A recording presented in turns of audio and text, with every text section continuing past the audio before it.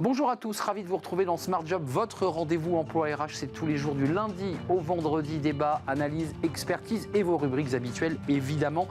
Bien dans son job, comment reconnecter, intégrer les travailleurs de terrain, comment tout simplement maintenir le lien et l'engagement. On en parle avec Nicolas Farin, il est membre du groupe Meta. Meta, c'est Facebook pour le dire simplement, on en parlera avec lui. Ils ont un outil justement pour garder ce lien et cet engagement. Le livre de Smart Job, Pitch et Influence, c'est le titre de ce livre, on en parlera avec son auteur, Julien Pellabert, fondateur de l'Institut de négociation et de recherche appliquée. Il nous parlera de qu'est-ce qu'un pitch et puis comment en fait jouer avec son image. On fera le point avec lui à travers ce livre qui sort dans quelques jours. Le cercle RH et les experts de Smart Job.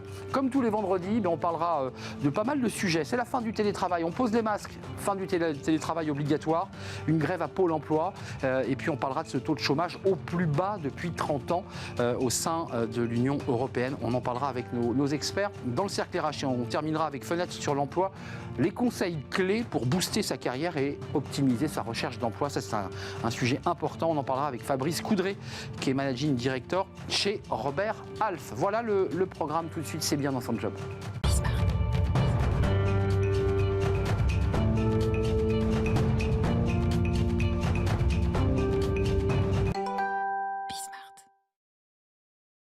Bien dans son job, comment faire d'ailleurs pour être bien dans son job quand on est sur le terrain, souvent loin du centre de gravité, du siège social et qu'on est disséminé. Alors c'est vrai de plein d'entreprises, on pense aux commerciaux, mais on pense à EDF, à tous ceux qui sont en déplacement, en train de régler des problèmes. Il y a un outil et on en parle justement avec Nicolas Farin. Bonjour Nicolas. Bonjour Arnaud. On est ravis de vous accueillir, vous êtes responsable du développement France de Workplace from Meta. Alors là, il faut tout nous expliquer. Meta, pour le grand public, c'est la holding Facebook qui inclut Facebook. Exactement. Meta, c'est la famille d'applications, WhatsApp, Instagram, Facebook, et c'est désormais également ce qu'on appelle le Reality Labs pour basculer dans le métaverse. Le métaverse. On ne va pas en parler du métaverse, là. Non, mais je veux dire, on va parler de Workplace. Voilà, le Workplace. D'abord, il y a une étude intéressante que vous avez portée qui montre que les employés de terrain, les salariés de terrain se sentent souvent déconnectés et loin du centre de gravité et des décisions, et que quand on va plus loin, ils vous disent, dans l'étude, oui, qu'ils ont envie de quitter le terrain, parce qu'en fait, à la fois, ils se sentent seuls. On va parler d'informatique et de votre... Mais vous êtes parti, finalement, d'un constat très sociologique, finalement. C'est exactement ça. C'est la 3e année qu'on fait ce baromètre annuel où on prend le pouls des collaborateurs sur le terrain. Alors, pas seulement, on a interrogé aussi un petit peu les cadres dirigeants. 7 pays, 7000 personnes, et notamment la France. Ce qui ressort, c'est que 40% des personnes sur le terrain interrogées pensent qu'ils changeront d'emploi au cours des 12 prochains mois. Et ça, on peut le remettre dans le contexte qu'on entend notamment aux États-Unis, qui s'appelle la grande démission. Et vous parliez dans l'introduction du taux de chômage au plus bas dans l'Union européenne. Il y a vraiment cette pression et ces opportunités nouvelles qui existent pour les collaborateurs sur le terrain. Donc il y a une envie de bouger, mais on reste bien sur l'idée que ce sont les fameux collaborateurs qui sont sur le terrain, qui ont un petit peu la tentation de Venise. Comment vous l'expliquez avant de parler de l'outil informatique ? Eh bien, on sort, on est toujours d'une certaine façon dans une période de crise où à la fois il y a eu une pression accrue sur les collaborateurs terrain, et 56% d'entre eux ont déclaré qu'ils avaient ressenti une pression supplémentaire, mais c'est également, pour 25%, ils ont ressenti également plus de reconnaissance et de gratification. Donc il y a à la fois, c'est difficile, mais en même temps, je suis d'une certaine façon reconnu, et donc peut-être que j'ai quelque chose à offrir ailleurs, où d'une certaine façon on me traiterait mieux. Ah oui, c'est intéressant, c'est le double effet. À la fois une forme de démotivation par la distance et l'éloignement, mais aussi, comme ils ont été remotivés, ils se disent que leur fonction a du sens. Exactement. Et donc ils peuvent se projeter, ou en tout cas rêver d'un ailleurs. Arrivons à ce fameux outil de communication. Il fonctionne comment ça marche? Et juste une question liminaire, qui sont ces salariés collaborateurs de terrain? C'est qui? Alors, vous l'avez cité notamment, mais en France, on est un pays de distribution, on est un pays de service à la personne. Donc, c'est les collaborateurs, par exemple, de chez Carrefour, avec qui on a pu annoncer un partenariat récemment, ou alors les collaborateurs, même dans des PME, de chez Deux Hôtels, dans la protection incendie, où tous les jours, ils sont au plus proches des sites, des clients qui sont servis. Alors, ça marche comment? Moi qui ne suis pas informaticien. Il faut que je vous explique simplement ce qu'est. Évidemment. C'est un outil de communication en entreprise, principalement mobile, qui permet de connecter tout le monde, donc du CEO à la caissière, avec les mêmes codes et la même familiarité que ce que vous connaissez sur l'application Facebook. Des groupes, un fil d'actualité, les likes, les commentaires. Et c'est comme ça qu'on réussit à connecter tout le monde dans les entreprises. Alors, ça marche comment? Là, rentrons un peu dans la salle des machines, parce que vous avez ce baromètre, vous faites cette analyse. De cette analyse, vous en tirez un certain nombre de conclusions, puis ensuite, il faut l'implémenter dans une réflexion, je dirais, plus corporate. Comment ça naît? Comment ça marche? Eh ben, je peux prendre l'exemple de Carrefour qui est très intéressant. Quand Carrefour se rend compte que pour devenir une digital tech company, comme ils le disent, qu'ils ont besoin de connecter tout le monde et de partager cette transformation, mais qu'en même temps ils voient que l'email ne connecte pas tout le monde dans l'entreprise ou que l'intranet n'est pas accessible sur mobile, ils se disent on a besoin d'un outil qui soit très facile à déployer, à utiliser, pas de formation. Et on va rendre tout ça disponible pour tout le monde. Forcément, vous avez benchmarké, vous avez regardé ce qui existait. Il existait quoi avant que vous inventiez ce workplace qui va s'implémenter, j'imagine, en termes d'environnement et de facilité d'utilisation à WhatsApp? Qu'est-ce qu'il faisait avant? C'était des SMS? Le truc, c'est que avant, déjà, il y avait des outils pour les gens qui sont au siège. Donc, plein de choses pour des gens qui passent leur vie devant les bureaux. Ils en avaient beaucoup, eux. Eux, beaucoup, voire trop, et peu d'intégration. Et de l'autre côté, les gens qui sont sur le terrain, ils n'avaient pas grand-chose. Et effectivement, c'est les SMS, c'est WhatsApp, des outils grand public qui sont utilisés dans ce cadre-là. C'est intéressant. J'essaie de faire un peu de macroéconomie. Facebook a un peu chuté en bourse là, depuis l'annonce des résultats. C'est une guerre Google-Facebook. Mais au-delà de ça, la stratégie que vous visez, là, c'est de toucher quoi? Des entreprises. Et à travers ces entreprises, c'est aussi toucher des millions de salariés. C'est ça l'objectif, non? Alors, déjà, c'est d'aller plus loin dans la mission de Facebook et de Meta. C'est de connecter tout le monde. Et donc, tout le monde, c'est des personnes qui ont des usages dans leur vie personnelle, mais également dans leur vie professionnelle, avec des outils adaptés, sécurisés, avec toutes les règles de conformité qu'attendent les entreprises. Oui. Donc ça, c'est vraiment la base. Et ensuite, pour nous, effectivement, c'est la possibilité de venir développer une nouvelle activité. Workplace a fêté ses 5 ans. On a 7 millions d'utilisateurs payants dans le monde. Et c'est effectivement une partie dans le monde. Donc là, vous développez le marché français, là? On est en train de développer le marché français. On a la chance de servir des clients qui sont splendides, le groupe Boulanger, le Club Med, Danone et de nombreux autres. Et on continue sur ce chemin-là. Intéressant, le Club Med, il y a tous les animateurs, tous les directeurs de village, tous ceux qui sont en backup des villages. Et eux, souvent, se sentent un peu loin. Ils sont à l'autre bout du monde. Donc ça sert à ça. C'est exactement ça. Leur directeur général disait une fois, quand je regarde mon fil d'actualité le matin, puisque c'est exactement comme ça que ça se présente, c'est comme si je faisais la tournée des villages, mais sans quitter le bureau ou sans partir de chez moi. Ouais, c'est un outil assez formidable parce qu'effectivement, on se sent connecté, on a les infos en temps réel. Juste un mot et plusieurs sur la sécurité. Il y a un débat sur les banques. Les banques aujourd'hui se disent mais mes clients partent sur des banques en ligne parce que c'est plus rapide, c'est plus fluide. Il y a un débat sur les banques. Moi, si je pouvais joindre ma banquière quand j'ai le moindre souci directement par ce réseau, ça serait pratique. Sauf qu'on nous rétorque problème de sécurité, protection des données. Comment vous faites là pour tous ces sujets très sensibles? Parce que circulent des informations sensibles. Bien sûr. Il y a deux choses intéressantes dans ce que vous dites. Le premier, c'est que Workplace est vraiment à l'intérieur d'une entreprise et connecte les collaborateurs d'une entreprise entre eux. C'est rond. Exactement. C'est homogène. Et donc, du coup, les entreprises ont l'habitude d'évaluer ce type de solution et ont certifié, parce qu'on travaille par exemple avec des entreprises comme AstraZeneca, certifient qu'on ait la bonne solution. Ça nous dit quelque chose, AstraZeneca. Je comprends.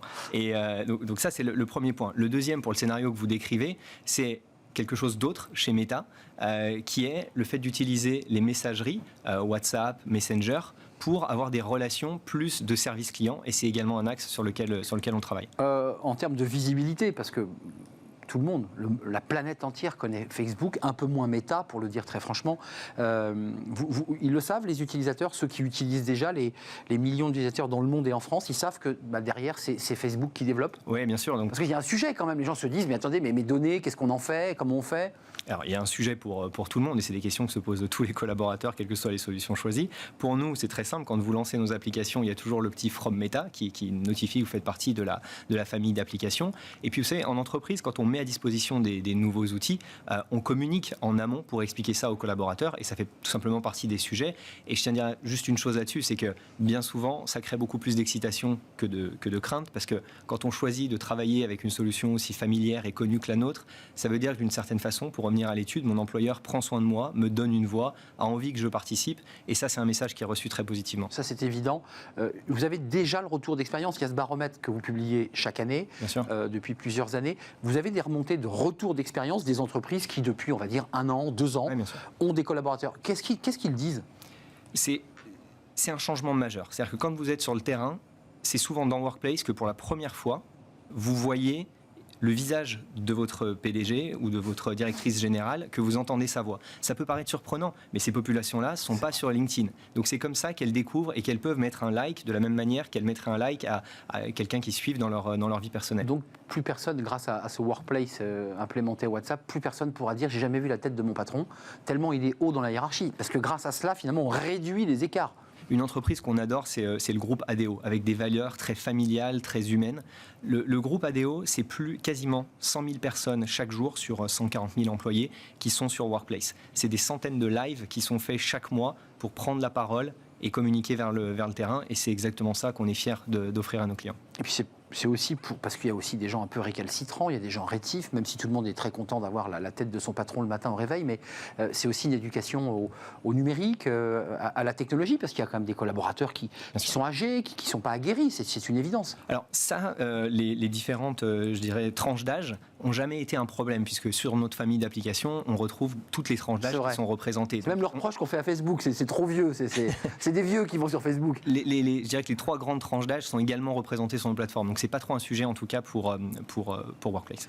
À découvrir ce baromètre, on peut le découvrir sur quel support? Sur le site, vous tapez Workplace et vous avez l'étude qui s'appelle Deskless Not Voiceless en anglais et qui se traduit par donner une voix à chacun en français. Peut-être juste un mot aussi pour dire qu'on continue à vouloir aller et à donner plus de moyens aux entreprises. Et donc, on a préannoncé l'intégration entre Workplace et WhatsApp pour l'année 2022 et qui va permettre... Ça veut dire quoi? C'est que les deux se marient? C'est que les deux s'emboîtent?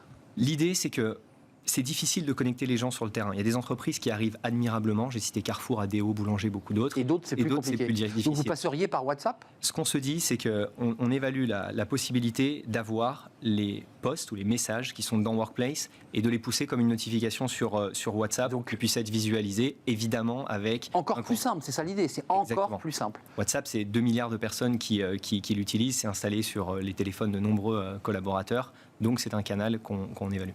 Avec les règles de sécurité qui vont bien. Évidemment. Parce que c'est ça aussi la peur. C'est tout l'enjeu. C'est un réseau ouvert et là on sait déjà un peu plus quand on échange parfois des données confidentielles, des chiffres, enfin des choses évidemment sensibles pour une entreprise. Merci Nicolas Farin. Merci pour l'invitation. De nous avoir rendu visite. Vous êtes responsable du développement France de Workplace from Meta avec ce baromètre à découvrir justement sur le site Workplace pour avoir plus de détails. Il est en français votre étude.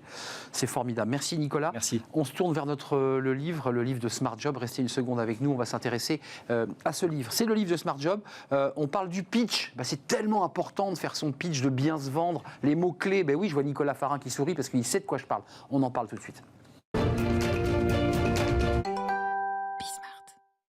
Le livre de Smart Job, comme chaque semaine, pitch et influence, remporter l'adhésion et neutraliser les objections.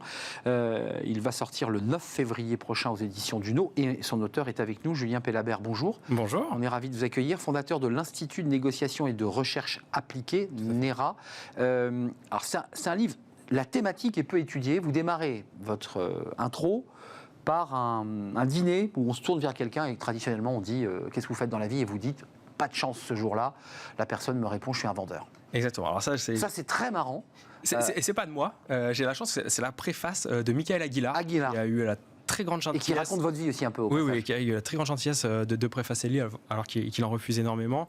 Non, effectivement, le but c'était d'avoir un livre qui sort des sentiers battus avec une approche un petit peu scientifique, parce qu'on avait créé l'Institut NERA dans cette optique sur la négociation, et d'expliquer aux gens comment ils pouvaient impacter davantage dans cette capacité à communiquer, à partager, à vendre une idée d'une certaine manière avec d'autres personnes qui peuvent vous dire non. Je ne sais pas si Aguilera dit vrai, mais je pense que oui, il parle de vous, puisque avant de créer cet institut, vous aviez besoin de récupérer de l'argent, et c'est de vous dont il parle dans la préface ? Non, en fait, moi j'ai un parcours assez classique. Parce que la personne dont il parle, il lui manque de l'argent, il lui manque 100 000 euros pour commercialiser. Il a vu 15 prospects qui, globalement, lui ont claqué la porte au visage. Et en fait, il va se remettre en question. Il va dire, mais en fait, c'est parce que j'arrive pas à le pitcher, mon truc. Effectivement, c'est vraiment cette volonté en fait, d'expliquer Mickaël a eu la gentillesse de faire l'exercice du pitch dans son introduction, et c'est quasiment une métaphore, mais c'est arrivé à chacun, qui est de dire, en fait, on est face à une problématique, c'est comment est-ce que je partage une idée avec d'autres personnes, et en fait, on se rend compte, beaucoup d'ouvrages ou beaucoup de sujets sur le pitch vont travailler sur le fond, sur la forme, mais qu'il manque quelque chose, et c'était ça qu'on voulait apprendre. Alors, rentrons dans le vif du sujet, parce qu'il y a la fameuse, les 10 lois de négociation Célia, on va y revenir. Oui. J'ai découvert que, à travers votre activité professionnelle, c'est-à-dire votre institut, vous adoriez la magie et le mentalisme. Oui, mais c'est assez lié. La négociation, en fait, c'est une dissonance qui est cognitive, et la magie, c'est une dissonance qui est visuelle. Donc, en fait, l'idée, c'est d'expliquer aux gens qu'on a une perception de la réalité qui nous appartient, et ce qu'on propose, c'est regarder dans votre rétroviseur, vous avez une autre façon de faire. Et si ça fait sens, comment est-ce qu'on pourrait y arriver plus facilement? Parce que la première partie, vous dites, avant de rentrer dans le fond du pitch, c'est ce qu'on va dire, le contenu, il y a aussi le cadre, et vous faites un tour de magie, enfin, vous le décrivez, en tout cas 2 tours de magie avec des cartes de 52 cartes. Et c'est assez génial, parce qu'en fait, la façon dont on va enrober ce tour avec les mêmes cartes, les unes sont toutes les mêmes, c'est ça, tout à fait. Et il y a 52 cartes différentes, et en fait, ça change tout. Et donc ce micro-détail, entre guillemets, change tout. Et ça change tout quand on fait une négo, quand on fait un pitch. Et vous soulignez tout le sujet, c'est-à-dire que c'est pas le fond ou la forme, c'est tout le contexte que vous allez créer, tous les signaux faibles qui fait que vous pouvez vous positionner en biais d'autorité. Le biais d'autorité, c'est quoi? C'est que vous allez m'écouter, et si vous êtes persuadé que je suis compétent, vous allez noter tout ce que je vais dire d'extrêmement précis et qui a du sens. Et vous allez dire, Julien, vraiment, il est bien. Et si j'ai le même discours, mais dans un cadre différent, mais que je n'ai pas ce biais d'autorité, vous allez percevoir toutes les approximations que j'aurais fait. Et ça recoupe l'expérience de Milgram. J'allais y venir, qui est hallucinante. Alors, elle est célèbre, hein, racontez-la en un mot. C'est quand on met une blouse blanche, pour le dire vraiment très rapidement, on tourne un bouton de 0 à je ne sais pas combien, on dit à la personne, attention, si vous le tournez à 50, il meurt. Alors, c'est expérience de Milgram, 1960-1963, effectivement, une personne qui est en blouse blanche, le professeur, un testeur et un testé. Le testé est un acteur, et le testeur est une personne lambda. Et on demande, si le testé se trompe, d'appuyer sur des petits boutons avec une décharge électrique de 15 volts, et ça monte de 0 à 350 volts. C'est une charge létale. On meurt à 350, on meurt. Même avant. Et le testeur entend le testé, l'acteur se plaindre au départ, gémir, et puis après crier, supplier d'arrêter. 67% vont jusqu'au bout. Mais ce qui est intéressant, 67%. 62 tiers. Il tourne le bouton jusqu'au... C'est des boutons, on est en 1960, il n'y a pas d'un... Parce qu'il y a un film qui a... Oui, effectivement. C'est une grosse planche, on voit le premier bouton jusqu'au dernier, et en fait on a... Parce que le médecin est là, il est en blouse blanche. Le professeur est là, il est en blouse blanche. 67% vont donner une charge létale. Alors c'est intéressant, parce qu'on peut se poser cette question du biais d'autorité dans des moments de vie comme celui qu'on connaît, cette capacité à être pour ou contre une autorité. Mais là où c'est encore plus intéressant, c'est qu'ils ont refait l'étude. Mais non pas à Yale, donc dans l'université, oui, mais dans des endroits désaffectés, dans des vieux bâtiments. Cadre totalement différent. Neutre. 40% au bout. On divise quasiment par 2. Et ça veut dire que Yale, ça donnait un côté scientifique à l'expérience qui n'était pas scientifique. Et c'est-à-dire que tous ces micro-signaux que vous allez apporter parce que vous participez à des blogs, parce que vous faites des salons, des portes ouvertes, parce que vous écrivez, va vous permettre, au-delà de votre expertise, d'aider votre interlocuteur à prendre une décision. Le truisme, l'évidence, c'est de dire c'est plus simple de convaincre quelqu'un qui est convaincu.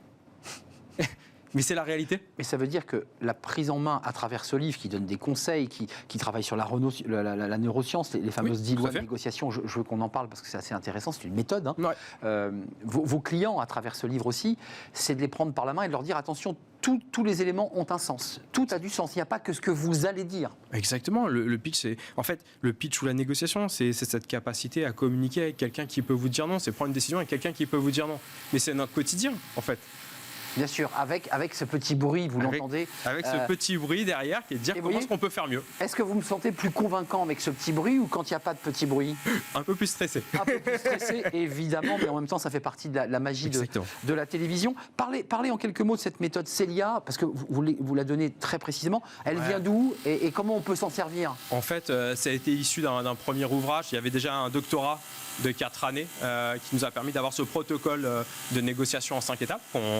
On accompagne des entreprises du CAC 40 là-dessus, on forme, d'ailleurs grâce au CPF gratuitement une majorité des salariés français. Mais là, en fait, c'était d'avoir une méthode la plus large possible. Et en fait, c'est revenir sur des fondamentaux. C'est-à-dire que d'une certaine manière, la préparation mentale est quelque chose qui est omise. Vous pouvez être le meilleur négociateur au monde, si derrière vous êtes stressé, c'est moins bon. Mais là, on l'est un peu quand même stressé. Là, on l'est un peu. Ah, vous l'êtes un peu stressé aussi. Non, ça va. Ça va, vous tenez le coup. C'est pas mon émission et vous assurez à côté. Ça va, ça va. Non, mais regardez, on est en interaction et j'ai le meilleur pitch du monde, mais je commence à douter. vos neurones miroirs vont réagir et vous allez percevoir ce doute, vous allez douter. Si vous doutez, je vais avoir davantage d'objections.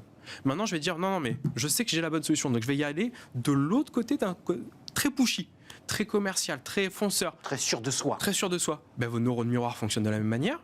Si je vous impose, vous vous opposez et vous allez être dans la résistance et donc je vais avoir encore beaucoup d'objections. Donc je dois trouver ce juste milieu. C'est le milieu en fait qui est intéressant. Mais comme les sportifs de haut niveau, regardez Nadal il y a 2 semaines, mené 2-7-0 et qui revient. 7-5 dans le 5e. C'est pas les capacités physiques qui font la différence, c'est le mental. Et ben dans un sport qui est la négociation, il n'y a aucune compétence physique. Tout est dans le mental. Quand vous avez décidé d'écrire ce livre, parce que c'est pas anodin d'écrire un livre, Oui. c'est une partie de vous que vous laissez aussi, c'est de votre histoire, de Oui. votre parcours. Quels sont les éléments qui vous ont poussé à l'écrire? Pourquoi vous vous êtes dit je vais écrire ce livre? D'abord parce que j'ai vu que ça n'existait pas, il n'y avait pas réellement de livre sur ce sujet. C'est pour faire quoi? C'est pour aider qui? La majorité des gens, parce qu'en fait, on se rend compte qu'il n'y a pas besoin de talent pour bien négocier, ou pour partager une idée, ou pour être en accord sur un désaccord. Ça demande de la méthode, et en fait, on a tous le droit d'être en désaccord. Et le désaccord, c'est de la créativité. Le désaccord, c'est cette capacité à dire « Arnaud, j'entends ce que vous dites, et en même temps, je pense que l'innovation et la créativité ne viennent que de cette capacité à encadrer le conflit. » Et donc, c'était ça. C'est vraiment la ligne de conduite de l'Institut NERA, c'est négocier pour un meilleur futur. Si on donne les clés à nos générations et aux futures générations, on aidera les gens à mieux négocier. Donc vous arrêtez parfois vos clients très motivés parce qu'ils ont tout écrit, ils savent très bien ce qu'ils vont dire, ils connaissent leur sujet, vous leur dites allez, d'abord on va se mettre en situation, il y a beaucoup d'à côté finalement dans le pitch. Bah oui, on est parce que d'accord si Parce vous- qu'ils sont tous très forts sur leur sujet. Oui, ben, si vous écrivez beaucoup, c'est à travers votre perception de la réalité. C'est que vous êtes dans une démarche de vouloir convaincre. Or, il faut passer d'une volonté de convaincre à comprendre. Convaincre, c'est vaincre, qui est un préfixe, enfin qui veut dire gagner contre. Et puis con, c'est le préfixe intensif de manière plus importante. Non, je dois comprendre la réalité de mon interlocuteur. Et si je veux des opportunités dans mon pitch, dans ma négociation, je dois moi-même être une opportunité pour l'autre. C'est exactement ça le sujet. C'est exactement ça le Et sujet. vous continuez un peu la magie, le mentalisme parce que Oui, un petit peu. non, parce oui. que tout ça est très lié finalement. Oui. C'est l'idée aussi d'aller un peu comprendre l'autre, c'est-à-dire chercher chez l'autre, travailler aussi l'environnement. Le mentaliste, c'est totalement magique. On se dit mais comment il fait? Oui, non, mais moi je continue. Il y a un peu parce de la que magie dans tout ça. c'est une passion et la négociation est une passion, mais c'est exactement ça. C'est comment est-ce que j'ai du pouvoir dans mon interaction à l'autre. Et les gens comprennent pas ce qu'est le pouvoir. En fait, ils pensent que c'est la menace, l'ultimatum, le fait d'avoir une information. Non, Non. Le pouvoir, c'est cette capacité. Donc c'est une capacité, c'est quelque chose qui fluctue à avoir un bien ou quelque chose que votre interlocuteur valorise. D'une certaine manière, le pouvoir, c'est cette capacité à solutionner le problème de l'autre. Et donc, pour solutionner son problème, il faut que je m'y intéresse. Si je m'intéresse, si je comprends son champ des possibles et j'y apporte une réponse, j'ai du pouvoir. Donc le pitch intègre une multitude de compétences Exactement. et jusqu'au regard que l'on porte, jusqu'à Oui. la manière de se tenir, la manière de Cette s'habiller. Tous ces éléments-là, finalement, sont dans la grande famille du pitch. Oui, qui vont participer à l'effet d'halo. L'effet d'halo, c'est que vous allez observer chez moi une caractéristique que vous allez globaliser. Vous vous dites, il est en chemise, c'est quelqu'un qui est sérieux. Vous n'en avez aucune idée. Je fais de la magie. C'est dire. Ouais. Mais c'est la même chose. Et l'escroc ou le bandit, c'est ça qui met en avant quand il escroque des gens. C'est-à-dire qu'il va mettre en avant ce que les autres veulent voir. Ouais, c'est ce qu'il maîtrise d'ailleurs. Il maîtrise Bah, parfaitement. il met en avant ce que l'autre entend. Et quand on globalise, on dit bah, c'est forcément une personne à qui je peux faire confiance. Paf. Passionnant. Votre livre sort le 9 février. Tout à fait. On avait une petite exclue. C'est un vrai plaisir de Oui, vous aux avoir. éditions Duno. Chez Duno, pitch et influence, remporter l'adhésion et neutraliser les objections. Parce que c'est souvent un débat, Oui. ça c'est l'autre partie du livre, c'est comment on contre des objections et comment, comme vous l'avez expliqué, on ramène finalement dans une sorte de juste milieu son Exactement. argumentaire. Je vais peut-être venir dans votre, Mais avec grand dans votre plaisir. institut. Merci. Merci beaucoup d'être venu sur le plateau. Julien Pellabert, fondateur de l'Institut Négociation et de Recherche Appliquée, MERA. Merci beaucoup. Merci, Arnaud. On fait une courte pause. C'est le cercle RH, les experts de Smart Job. Il y a de l'actualité, évidemment, cette semaine. Il y a à la fois le chômage au plus bas, la fin du télétravail. On a posé le masque. Et puis, une grève à Pôle emploi parce que les collaborateurs sont surchargés de missions et réclament un peu plus d'argent à la fin du mois. Voilà le programme. Et on fait une courte pause et on accueille nos invités.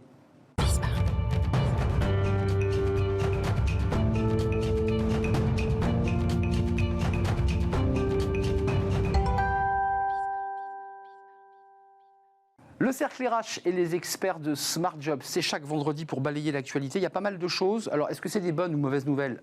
C'est la fin du télétravail obligatoire et les RH disent tant mieux, on va pouvoir reprendre la main sur nos collaborateurs. on a fait tomber le masque, voilà, en tout cas en extérieur. On va s'intéresser aussi à la grève de Pôle emploi, parce que ça, c'est un petit indicateur.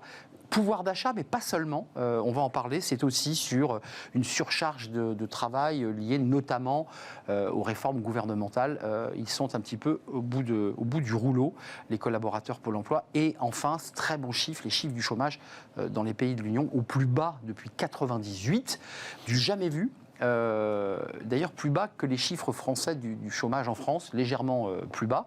En tout cas, c'est une bonne nouvelle. Je vois Stéphane Marchand, que je salue, qui fait une petite moue, parce que je ne suis peut-être pas au clair dans mes chiffres, prenez-moi. Si, bien sûr, bien sûr. Rédacteur en chef pour l'Écho, vous l'avez, avec ce titre. Alors vous êtes riche, vous êtes plus riche que vous ne le pensez. Donc vous tordez le cou au débat du pouvoir d'achat et les chiffres sur le pouvoir d'achat augmentent. Le pouvoir d'achat augmente, mais la sensation est inverse. Et la France n'est pas le seul pays dans ce cas-là. Alors en fait, c'est un peu comme la sensation de froid au ski. Il fait moins 10, mais on en ressent moins 20, quoi. C'est ça l'idée. L'idée surtout, c'est qu'il y a énormément de services gratuits qui, étant gratuits, ne sont plus comptabilisés psychologiquement par les gens et qui pourtant augmentent leur pouvoir d'achat de manière énorme. C'est vrai, le consommateur cynique, puisque c'est aussi un des sous-titres de votre couverture. Et puis avec nous, Olivia Copin. Bonjour Olivia. Bonjour. Fondatrice de Juste Business. Vous êtes enseignante au CELSA. Commençons par le télétravail. C'est vrai que ça avait été un demi-coup dur. Les entreprises s'étaient repliées un télétravail obligatoire 3 jours. C'est terminé. Vous en pensez quoi ? Est-ce que c'est une bonne nouvelle ? Parce qu'avec cela, évidemment, c'est la fin du port du masque. Et c'est Olivier Véran qui est venu il y a 2 jours sur un plateau de télé, cette fois-ci sans masque, pour dire voilà, tout change.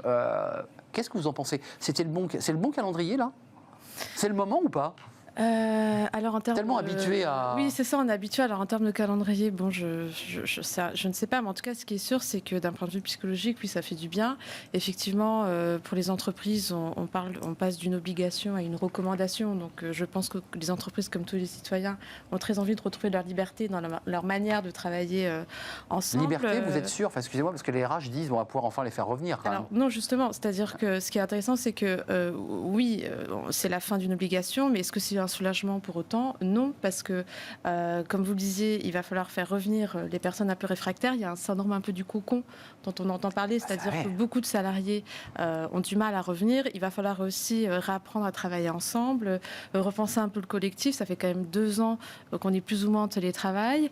Et en même temps aussi, il va falloir s'occuper aussi, parce que c'est ce qu'on disait une autre fois aussi sur votre plateau, c'est-à-dire que ce télétravail, il est un peu 5 étoiles. Hein. Ça dépend où est-ce qu'on travaille, ça dépend si on est junior, low cost ou 5 étoiles. Hein. Exactement. Ouais, c'est ça. Donc c'est pas pareil de travailler dans un 20 mètres carrés lorsque vous êtes tout jeune actif ou lorsque vous êtes très senior et que vous avez un bureau chez vous. Ouais, et puis un débat qui n'est pas tranché, parce que ces chiffres-là sont un peu compliqués à voir, c'est de savoir si la productivité, même si la NDRH avait indiqué que tout ça allait très bien, est-ce que la productivité était aussi bonne qu'on le disait? Est-ce que lorsqu'on est en télétravail, on n'a pas d'autres difficultés, d'autres contraintes? Vous en pensez quoi, Stéphane Marchand? C'est une bonne nouvelle, ça, la fin du télétravail obligatoire? Alors, je ne vais pas vous répondre comme journaliste, mais plutôt comme employeur. Hein. Moi, je pilote une petite équipe de 10 personnes. Ils ont tous à peu près 25-30 ans.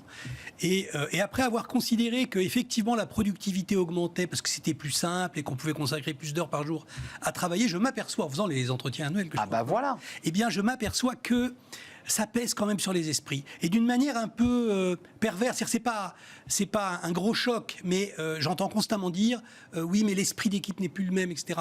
Donc, effectivement, il y a des inconvénients au télétravail. Les avantages sont indéniables, mais il faut mesurer les inconvénients de long terme. Et donc, je suis très content de revenir à un système où l'équipe sera plus souvent ensemble. Juste un mot chacun. Au-delà de toutes les contraintes que vous soulevez, les entretiens annuels où les collaborateurs, de manière un peu insidieuse, finalement disent oui, c'est bien, mais est-ce qu'on n'a quand même pas changé d'air? Avec la fin de ce télétravail obligatoire, il y a eu des milliers, près de 3000 accords télétravail signés. C'est rentré dans les mœurs. Est-ce qu'on a basculé ou est-ce que doucement, en fait, on va revenir en arrière? Alors, je pense qu'il y a 2 écoles. Moi, ce que je peux voir en tout cas dans la manière dont on accompagne les entreprises, c'est que clairement il n'y aura pas de retour en arrière. Enfin, on est vraiment passé dans une nouvelle ère. En fait, cet outil, ce télétravail, ça a été un outil imposé. Aujourd'hui, il va falloir se l'approprier, mais on ne reviendra pas comme avant. C'est-à-dire parce qu'on voit bien que le 100% présentiel avait aussi ses limites. Il y avait beaucoup de burn-out. Les gens ont quand même, les salariés ont quand même retrouvé aussi dans le télétravail la possibilité d'avoir plus d'agilité, plus de flexibilité dans leur emploi du temps. Moins de transport. Maintenant, moins de transport. transport. Ouais. Maintenant, là où je vous rejoins complètement, c'est que l'entreprise, c'est aussi un collectif et que c'est un lieu de sociabilisation. Et donc, on ne peut pas non plus aller au 100% télétravail. Donc, c'est l'hybridation, on va vers l'hybride. C'est l'hybridation, mais en fait, on est en train, je pense que les prochaines années, on va essayer de construire un modèle qui soit à la fois plus inclusif, plus respectueux aussi du bien-être, du sens du travail, au-delà de la Donc productivité. ça, vous y tenez beaucoup, parce que régulièrement, vous nous le dites. Juste, le patron de la rédac que vous êtes, le directeur de la publication, si je ne m'abuse, il y a aussi l'enjeu de... On ne peut pas faire une conférence de rédaction en visio. Vous l'avez fait, mais c'est difficile. En revanche, on peut faire des réunions éditoriales, stratégiques, pour essayer de turbuler un peu. Donc c'est l'hybridation vers laquelle vous allez. Alors c'est vrai que probablement la solution ultime, ce sera d'être capable de faire de l'hybridation. Moi, dans mon expérience, faire une conférence complètement en visio, oui. Complètement en présentiel, oui. Mais pas les deux. Hybride, ça, je ne sais pas encore vraiment faire. Et je crois que c'est le problème. Olivia le disait très bien à l'instant, il faut s'approprier le télétravail. Ça veut dire qu'il ne faut pas continuer à manager les équipes comme on le faisait en présentiel complet. Il faut inventer de nouvelles méthodes. Il faut, paraît-il, faire de la communication asynchrone, dit-on, avec des outils du genre Slack, qui permettent aux gens d'être parfaitement au même niveau d'information à des moments différents. Mais si on ne le fait pas, c'est comme les questions du genre, pourquoi est-ce que la révolution numérique ne fait pas des gains de productivité dans les entreprises? C'est la grande question de l'économie depuis 15 ans. Tout simplement parce que les gens ne tiennent pas compte des spécificités de l'outil numérique. Ils continuent à manager comme avant et donc évidemment ils se heurtent à plein de... Ça, c'est un vrai sujet que vous soulevez d'ailleurs un peu décalé de la question du télétravail, mais qui est lié. C'est qu'en fait, il y a aussi des blocages, je dirais, technologiques ou des blocages psychologiques. On fait du vieux management avec des outils ultra modernes dont on ne se sert pas. Exactement. Ça, c'est un vrai sujet d'ailleurs. On fait semblant, on effleure ces outils, mais on ne se les approprie pas, pour reprendre la formule d'Olivia.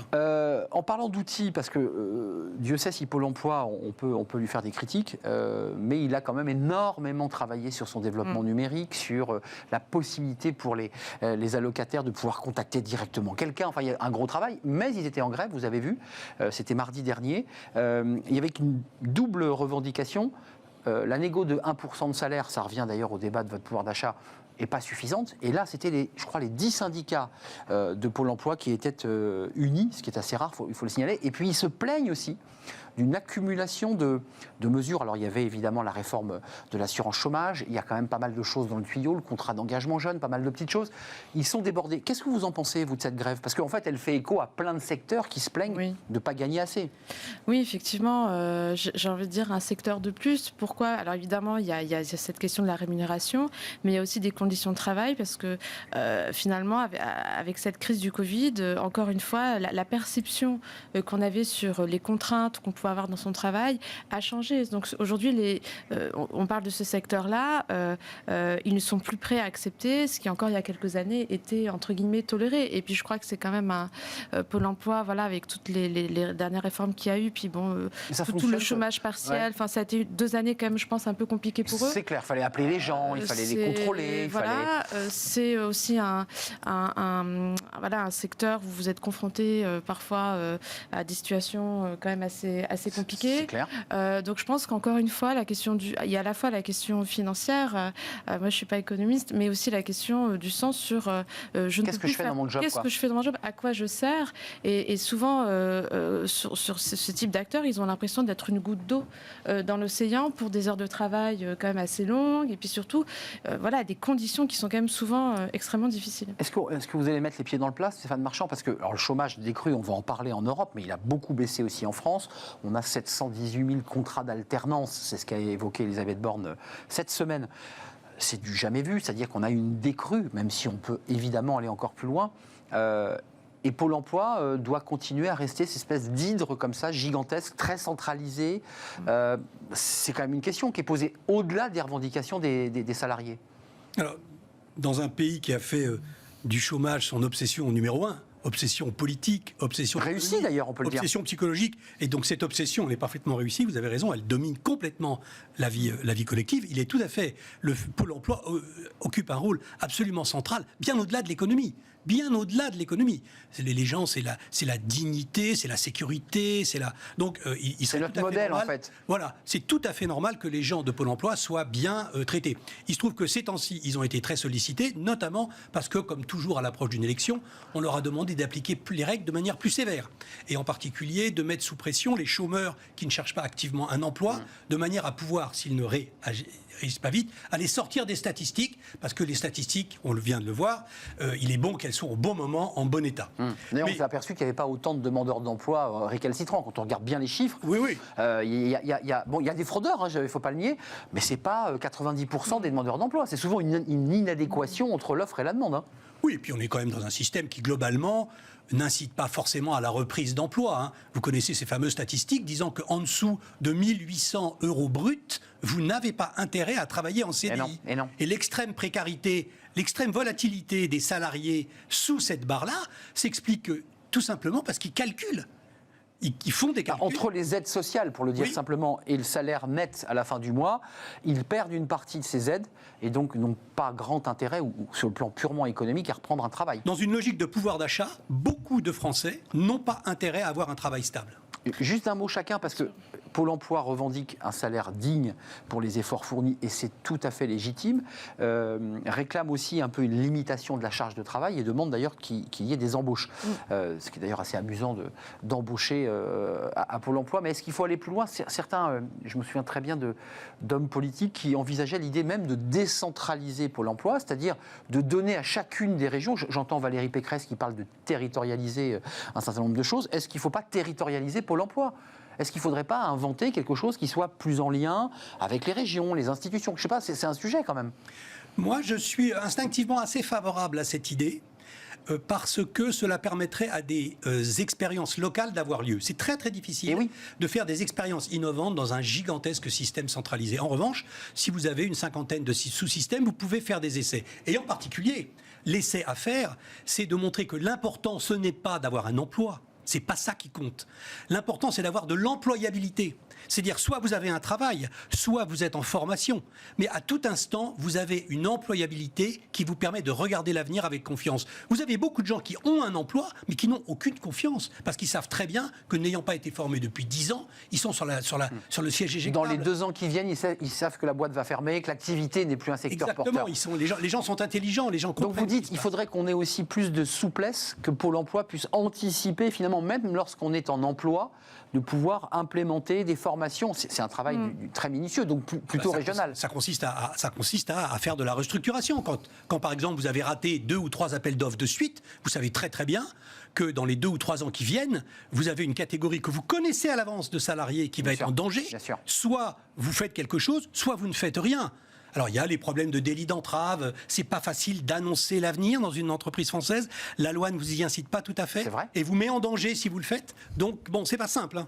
Vous en pensez quoi, Olivia Copin ? On reste sur c'était l'UNEDIC et la NPE pour rappeler l'histoire de cette création, pour créer un outil plus performant. Il a été plutôt performant, plutôt modernisé de l'intérieur, il faut le dire. Mais c'est vrai que les salariés là sont un peu à bout de souffle. Et d'autres disent, c'est bien, mais c'est trop centralisé. C'est un peu la France, quoi. Oui, alors en tout cas, c'est totalement une problématique dans l'air du temps, c'est-à-dire décentraliser, refaire confiance aux solutions locales, redonner confiance aux associations.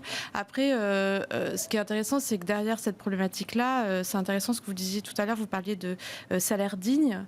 Donc on voit bien que c'est pas, il y a le niveau de salaire, il y a le fait d'avoir un emploi, mais il y a aussi la dignité du travail. Et quand on regarde aux États-Unis, qui n'est pas du tout un système comme le nôtre, où les gens ne sont pas du tout assistés, ne sont pas du tout 15 jours d'aide et ensuite on est livré à soi-même. Aujourd'hui, il y a 2,5 millions de chômeurs aux États-Unis qui se baladent et qui ne sont pas du tout actifs pour retrouver un emploi. Donc on voit bien quand même. Et 4,5 millions qui démissionnent, vous avez vu. La grande démission. C'est-à-dire que je me souviens de ce débat-là lorsque Emmanuel Macron avait proposé d'accorder aux personnes qui démissionnaient le chômage. Et en fait, ils ont vite arrêté parce qu'ils se sont rendus compte. Ça c'est redescendu, ça. Oui, parce que c'est pour ça qu'un travail, évidemment, il y a l'aspect financier, mais qu'est-ce que m'apporte mon travail, dans quelles conditions je l'exerce. Et effectivement, les métiers où il y a énormément d'allers-retours entre le fait de la possibilité d'avoir le chômage et de revenir au Pôle emploi. CDD, contrat court, on alterne. C'est souvent des métiers qui ne sont pas très valorisés socialement, qui sont parfois difficiles, qui sont ennuyeux. Donc je pense qu'il y a le cas de la grande démission aux États-Unis. C'est des gens qui font des jobs chez McDo McDo, qui sont chez Walmart, qui enchaînent et qui à un moment donné disent stop. Les fameux bullshit jobs. Les bullshit jobs, ou parfois des vrais boulots, mais très fatigants, répétitifs dans des dépôts, dans du service, qui sont des métiers finalement très épuisants et peu rémunérés. Tiens, parlons du chômage, parce que c'est vrai que je le redis, 718 000 contrats d'alternance signés, ça c'est les chiffres du ministère de l'Emploi, ça a été dévoilé par Elisabeth Borne. Enfin, on n'a jamais vu ça en France, c'est un record. Un chômage qui baisse de mois en mois et une très bonne année, l'année 2021, et un chômage très bas en Europe, du jamais vu. Comment vous regardez ces chiffres, Stéphane, l'économiste? Enfin, on a l'impression qu'il y a une mécanique. Et j'ai lu que c'était la France et l'Italie, d'ailleurs, qui tiraient tout ça vers le bas. Oui, qui tirent le chômage vers le bas. On entendait toujours l'Allemagne. Là, l'Allemagne, elle est, pour le coup, par rapport à cette espèce de duel franco-allemand, plutôt en train de marquer le pas. Hein. C'est vrai. Ils ont un gros problème d'exportation vers la Chine en ce moment, les Allemands. Et comme beaucoup de leur industrie dépend de ça, ils ont peut-être ce problème de chômage-là. C'est une bonne nouvelle. On se rapproche du plein emploi. Il faut faire attention, il ne faut pas dépasser le plein emploi. Sinon, l'économie se grippe et ne peut pas repartir. Et les entreprises ne trouveront plus personne à embaucher. Mais on s'aperçoit que la dynamique est tellement forte que toutes les catégories quasiment sont concernées. Notamment les ouvriers non qualifiés, qui en général sont les grands perdants de toutes les reprises, là aussi, leur taux de chômage s'améliore. Et pourtant, ils sont mal formés. Alors là, deux chiffres qui sont intéressants, c'est la zone euro et puis l'Union européenne, puisque certains, on le sait, n'ont pas la monnaie européenne, mais c'est l'Union européenne. Alors regardez ces chiffres. En zone euro, on est à 7% de la population active en décembre 2021. Et à l'UE, ça baisse encore un peu plus, on est à 6,4. Donc là, évidemment, on est pas loin du plein emploi, enfin en tout cas selon les chiffres français, et puis un taux de chômage le plus bas en décembre 2021. Alors parmi les pays qui ont un taux de chômage le plus bas, c'est intéressant, il y a la République tchèque, 2,1%, la Pologne, 2,9%, et l'Allemagne, 3,2%, mais il faut faire attention parce que l'Allemagne subit en ce moment des difficultés d'exportation sur un certain nombre de sujets. Qu'est-ce que vous en pensez? Ça, c'est la France bénéficie d'une économie qui est favorable parce que l'embellie est bonne, ou la politique française en matière d'emploi fait tache d'huile en Europe pour être un peu drôle? Disons que c'est sûr que ce qu'on peut dire, c'est que le quoi qu'il en coûte a quand même préservé l'économie française d'un Covid long. Et d'une crise dramatique. Donc c'est sûr que je pense que toutes les mesures sur le chômage partiel ont permis en fait le maintien de ces contrats de travail. Vous avez aussi en fait la possibilité de continuer à faire des crédits garantis par l'État qui ont permis à certaines entreprises qui auraient pu faire faillite d'exister.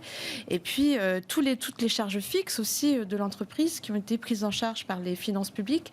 Et donc finalement la vague de licenciements qu'on aurait pu craindre ou la vague de redressement, on en parle beaucoup. Finalement, elle n'a pas eu lieu.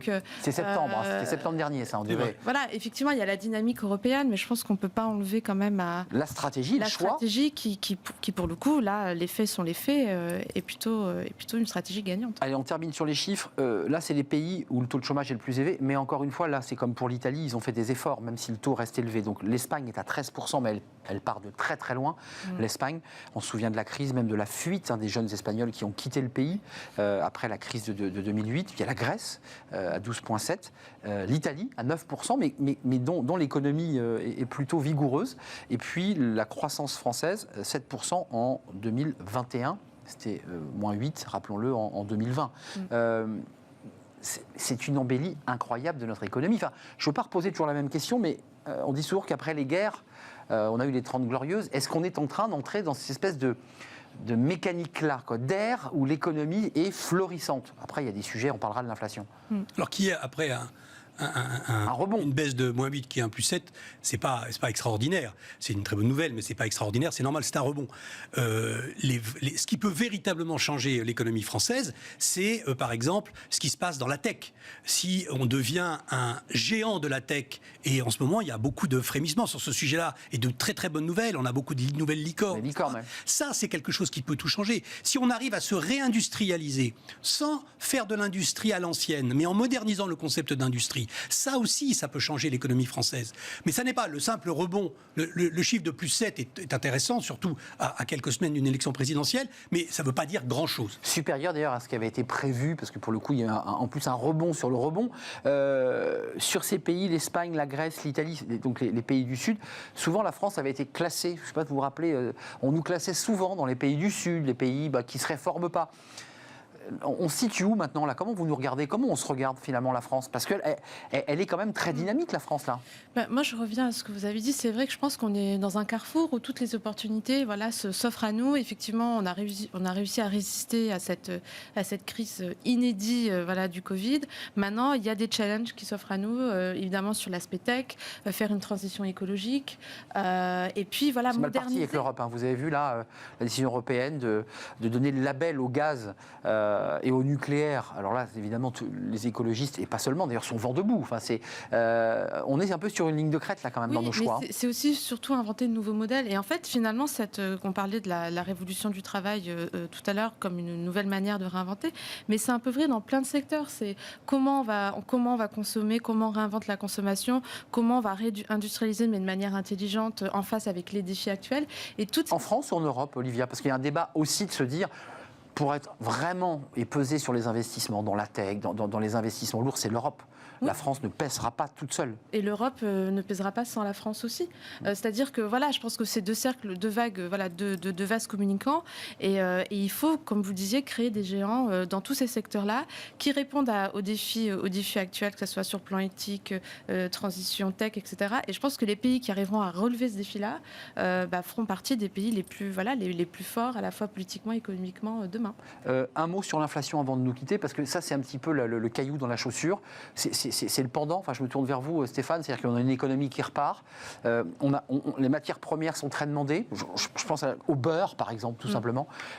C'est quoi? C'est un phénomène classique, conjoncturel, ou est-ce qu'on est parti sur une inflation, un trend qui va grandir et qui va poser des problèmes sociaux, économiques et politiques? Vous avez injecté des centaines de milliards dans les économies, ce qui fait de l'inflation en général de toute façon. Et en plus, vous vous retrouvez dans une situation où il y a énormément de pénuries, notamment sur l'énergie. Donc c'est clair que l'inflation, elle est là. Tous les experts disent qu'elle C'est un gros sujet, vous qui parlez du pouvoir d'achat. Qu'elle ne saurait pas durer, mais elle dure plus que la Banque de France, par exemple, le répète depuis 3 mois. Donc, il est possible que l'on soit Les Américains sont déjà entre guillemets en hyperinflation. Dans le discours politique, c'est clair. Nous, on n'y est pas encore, mais l'inflation peut devenir un facteur. Non, mais quand vous parlez de pouvoir d'achat et que vous le mettez en une, c'est parce que vous avez bien senti que la campagne présidentielle, au-delà des débats d'identité, était centrée sur ces questions de pouvoir d'achat. C'est pour ça que Bien sûr. Le pouvoir d'achat, c'est un sujet économique, mais c'est un sujet de société pour les salariés. Parce que très vite, on pousse la porte du RH et on dit, moi, j'ai pas assez à la fin du mois. C'est des sujets éminemment abrasifs, non? Bien sûr, parce qu'il y a toute une série de gens qui n'arrivent pas à vivre, et notamment toute une série de gens de salariés. Les fameux dont on parlait. Les fameux, les working poor, Exactement. les travailleurs pauvres, ça devient un phénomène considérable. Des gens qui vivent dans leur voiture alors qu'ils sont par ailleurs salariés, qui n'ont pas le salaire digne auquel vous faisiez référence tout à l'heure. Et ça, c'est un vrai problème français. Ce qui n'est pas le cas des collaborateurs de Pôle emploi. Il faut préciser qu'ils ont un salaire convenable. Mais c'est vrai que, eu égard à l'effort qu'ils ont produit, ils estiment avoir été en première ligne et donc d'être un peu plus récompensés de leurs efforts. Si je paraphrase.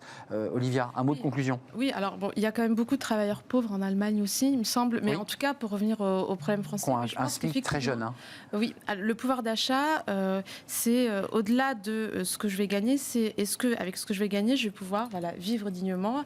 Et vivre dignement, c'est plus juste de quoi avoir mangé comme il y a 10-15 ans. C'est est-ce que je vais pouvoir apporter une éducation de qualité à mes enfants?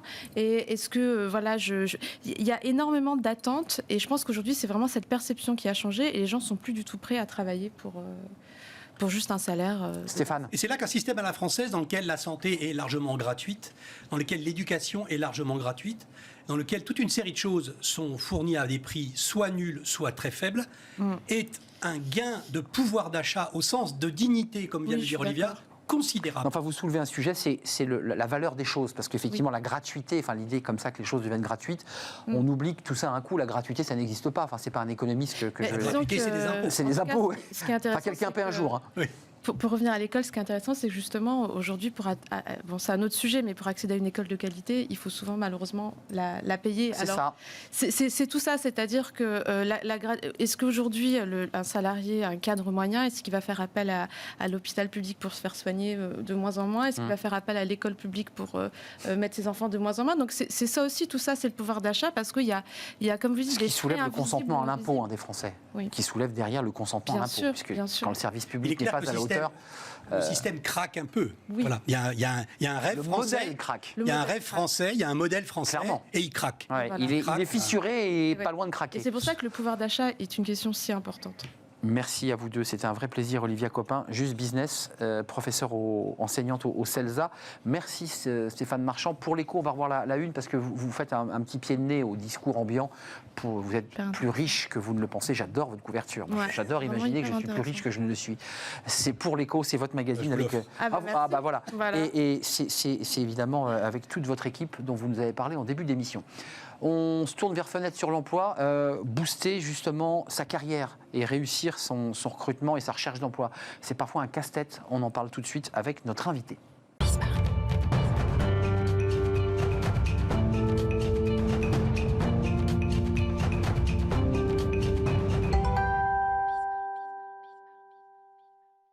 Fenêtre sur l'emploi, des conseils concrets pour réussir, booster votre carrière et surtout optimiser votre recherche d'emploi. On en parle avec Fabrice Coudray. Bonjour Fabrice. Bonjour Arnaud. Directeur exécutif Search chez Robert Half qui publie chaque année des études souvent passionnantes. Alors vous avez une vue panoramique parce que même si vos secteurs c'est la compta, l'assistanat, la finance, le juridique, les ressources humaines, vous c'est transversal. Absolument. Le marché se porte bien là en ce moment ? Oui, alors vous l'avez entendu, on le répète, il se porte parfaitement bien. Et on peut même estimer que le marché de l'emploi en général, y compris sur les postes de cadres dirigeants, a parfaitement bien traversé la crise. Les chiffres de perspective de croissance d'embauche sont vraiment impressionnants en ce début 2022. C'est 55% des dirigeants prévoient de nouvelles embauches en CDI pour les mois à venir. Ça, c'est votre guide de salaire qui est un peu le référentiel. Ça vous le confirmez. On est en février, ça n'a pas changé. C'est une enquête qui a été faite auprès des dirigeants français très récemment et on la confirme complètement dans ce début d'année 2022. Alors Fabrice, vous êtes là aussi pour nous donner des conseils. C'est quoi les 3 conseils clés pour réussir, son entretien d'embauche ? Alors ça, on pourrait passer des heures sur l'entretien d'embauche. On va essayer de donner des exemples. C'est 24 ans que vous faites du recrutement. Voilà, si je dois condenser 24 ans d'entretien en quelques minutes, ça va être difficile. En revanche, il est important de donner des conseils simples parce que c'est vrai que c'est un exercice compliqué. 2-3 choses. Bien préparer son entretien. On le dit, on le répète, et je vois encore, quel que soit le niveau d'ailleurs de mes candidats, un manque de préparation. Manque de préparation sur son propre parcours. Ne lisez pas votre CV pendant l'entretien. Donc on ne lisez pas votre CV pendant l'entretien, il n'y a rien de plus épouvantable pour un recruteur. Soyez sans fiche. Soyez sans fiche, comme vous. Et comme vous d'ailleurs. Comme moi, vous avez vu. Quand on va chez un client, j'envoie mon candidat chez mon client, qu'on se renseigne sur la société, sur le contexte, sur les concurrents. Il y a encore des gens qui ne se renseignent pas trop. Suffisamment. Soyez super précis. Quand je dis précis, dans les dates de vos expériences passées. Soyez précis sur les dates. Quand on aborde un sujet toujours délicat, de la rémunération, répondez précisément. Combien ? Je suis à peu près entre temps et temps. Non, j'avais temps. J'avais exactement temps. On donne le brut, ça fait plus chic. On donne le brut, ça fait plus chic, mais c'est notre jargon. Et c'est le jargon toujours en brut. Mais le salarié parfois est surpris. Et donc de la précision, de la préparation et de l'authenticité. Ça, c'est important. On n'est pas comédien quand on est candidat. On a 1 heure pour convaincre et on doit voir la réalité de la personnalité de la personne en face de nous. Donc, de l'authenticité, de la précision et de la concision. Parce que souvent, nos candidats partent par passion, par enthousiasme, voulant convaincre dans des histoires extraordinaires de leur mais qui vie fatiguent un peu. Mais qui sont parfois un tout petit peu fatigante parce qu'on n'a qu'1 heure pour tirer la substantifique poil de la carrière. Fatigante et pas toujours intéressante d'ailleurs. Pas toujours, non, un peu à côté de la plaque. Donc on a besoin de recadrer un petit peu. Et donc le candidat qui se prépare en disant voilà, je veux bien structurer mon entretien et, à contrario, j'irai dans le détail si on me le demande. Donc un conseil aussi, c'est d'être caméléon. Soyez avec votre interlocuteur, écoutez-le, suivez-le et ne partez pas, c'est pas vous qui dirigez l'entretien, c'est le recruteur. Ça, c'est le danger, excusez-moi, parce que vous vous occupez de cadres dirigeants, c'est des gens qui ont une forte personnalité, qui ont une carrière, qui ont eu du pouvoir. Parfois, ils ont peut-être un peu tendance, à vouloir reprendre un peu en main, et ça, c'est une faute, ça. C'est pas une faute, mais c'est pas comme ça qu'on va réussir l'entretien. Donc c'est le recruteur qui va diriger. On va naturellement avoir à cœur de laisser s'exprimer, c'est le but. Le candidat, pardon. Mais l'idée, c'est justement de pouvoir aller là où on a envie d'aller avec lui et que c'est pas lui qui nous amène là où il souhaite aller. C'est une question importante, Fabrice, c'est comment se démarquer. Parce qu'une fois que vous avez bien préparé, qu'on a été un bon élève, on fait attention, on est précis, comment on se démarque en même temps ? L'idée, c'est pas de se démarquer. L'idée, c'est que Je parlais d'authenticité tout à l'heure. Là, oui, et c'est l'authenticité va faire ou pas la différence. Une forme de simplicité aussi. La simplicité, c'est je peux choisir un candidat à parcours équivalent, technique, on va dire. Je vais essayer, moi, de chercher l'alchimie de personnalité avec mon client. Et là, c'est l'authenticité du candidat où je veux dire, lui ou elle aura une personnalité compatible ou pas avec mon dirigeant. Et c'est à travers cette authenticité révélée et qu'il n'y a pas une martingale pour dire je suis meilleur que l'autre. Mais vous êtes vous-même et vous êtes apprécié par rapport à qui vous êtes. Pour poser une question de Béotien, évidemment, vous le préparez, votre client, parce que vous dites, tu as les compétences, tu es vraiment bon, tu Mon vas candidat. Faire ça. Votre candidat, oui, parce que votre client, c'est l'entreprise, évidemment. Et vous ne pouvez pas l'accompagner, hein, vous le laissez à la porte. Ah, complètement. C'est-à-dire vous n'êtes pas à côté. Hein. Non, point. Donc il va rentrer seul, il va s'asseoir, il va prendre son... On le prépare, vous avez complètement raison, c'est une étape importante aussi dans notre relation avec notre candidat, c'est qu'au-delà de l'entretien, quand on décide effectivement de poursuivre le processus et de le présenter à notre client, c'est de l'accompagner et de refaire une session de travail de quelques quinzaines de minutes avant l'entretien pour lui dire, voilà, attention, les attentes sont là, vous avez bien écouté mes conseils, insistez sur tel point de votre carrière, soyez moins dans le détail sur celle-ci, creuser ce point-là. Il est attentif à ceci et à cela. Moi, j'ai une vision générale du candidat avec un peu une théorie de l'entonnoir pour aller là où j'ai besoin d'aller. Vous connaissez aussi celui qui est en face. Et en face, je le connais, et pour cause. Et donc, c'est d'accompagner le mieux possible. Oui, parce qu'il y a aussi un travail de personnalité, c'est très fin. Hein. Parfois, il y a des gens qui sont plus sensibles à tel ou tel argument ou personnalité. Exactement. Et malheureusement, on ne peut pas plaire à tout le monde. Et c'est une compétition dans laquelle il y a un gagnant. Vous avez 120 personnes sur une ligne de départ. Ça se réduit, il en reste 2, il n'y en a qu'un qui gagne. Vous nous rendez les choses très scientifiques, mais reconnaissons qu'il y a une grande part de subjectivité dans tout ça. Absolument. C'est de l'humain. C'est de l'humain. Il n'y a pas de science exacte. Si j'avais trouvé la martingale pour ne jamais me tromper, ce serait extraordinaire. Oui, parce que parfois, on embauche, puis le client vous dit, écoutez, non, là j'ai fait, c'était pas le bon client. On s'efforce de minimiser ce genre de risque, mais il existera toujours. Et c'est l'humain, vous l'avez dit. Fabrice Coudray, pour être totalement global dans votre analyse, parce que vous avez une vraie compétence, une vraie expertise, quels sont les défauts que l'on peut avouer, c'est-à-dire les choses que l'on peut dire vraiment, puis les choses qu'on ne peut pas dire? Moi, je pense qu'au lieu de parler de défauts, c'est de parler de comment on a pris des leçons de ses échecs. Parce que naturellement, dans une carrière de 5, 10, 15, 20 ou 30 ans, on n'a pas tout réussi. En revanche, l'intérêt de faire parler le candidat sur un échec, sur une mauvaise décision, et de voir la manière dont il va exprimer le constat d'échec et la manière dont il a rebondi et comment il ne recommencera pas son erreur, me semble une bonne idée de développer. Ouais. Au lieu de dire quels sont vos défauts, quelles sont vos qualités, on va tous dire les mêmes choses et ça n'a pas d'intérêt. En revanche, c'est intéressant l'analyse de comment il s'est nourri de son échec et comment il s'est reconstruit, parce que parfois il y a des échecs très graves.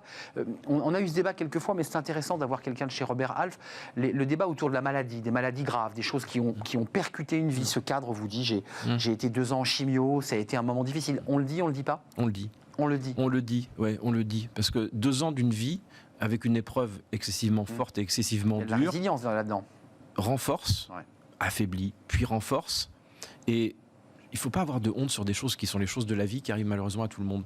Et je pense que le recruteur qui ne prend pas avec une bonne attention, une bonne bienveillance ce genre de points, vaut mieux qu'il change de métier.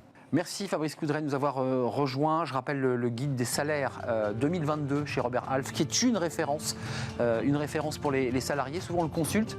C'est la fin de notre émission. Merci de votre fidélité, merci de l'avoir suivi évidemment. On se retrouve lundi. Restez fidèles à tous les programmes évidemment de Bismarck. Vous avez le choix. Merci à toute l'équipe. Kenny Dellenbach à la réalisation, Héloïse au son. Merci à Fanny Griesmer, bien entendu. Et merci à Carla pour l'accueil invité. On se retrouve lundi. D'ici là, portez-vous bien. Bye bye.